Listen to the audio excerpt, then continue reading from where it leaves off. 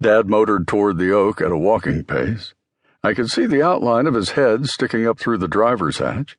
He was making subtle course corrections to keep his right-hand tread lined up with the tree.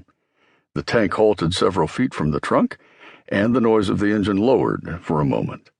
Then a roar as the tank lurched forward. The tread hit the tree trunk dead center, and the tank climbed slowly upward, foot by foot, with the engine snarling in time. The machine rose into the air. The tree strained against the increasing weight.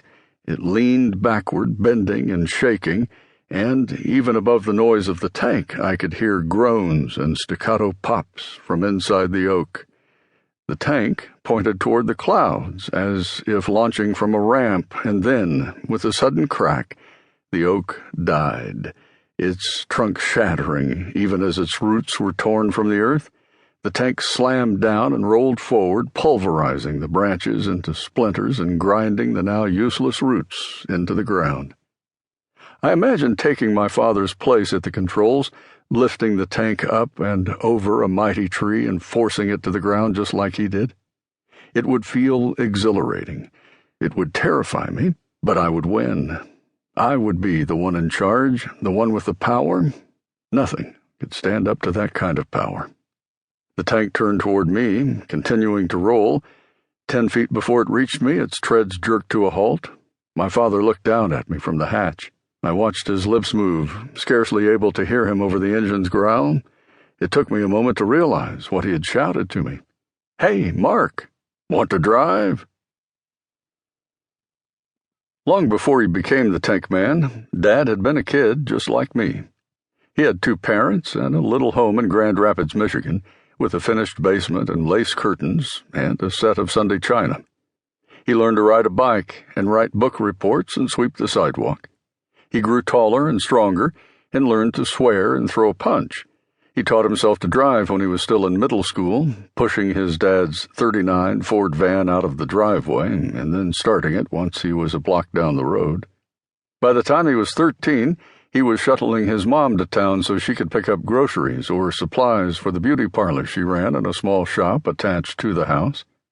By the time he was 14, and his parents sat him down to tell him that a divorce didn't mean they loved him any less, he had already turned his gaze out to the world, past Grand Rapids, past Michigan, out toward the horizon, where there might be something better, just waiting for him to discover it and make it his own.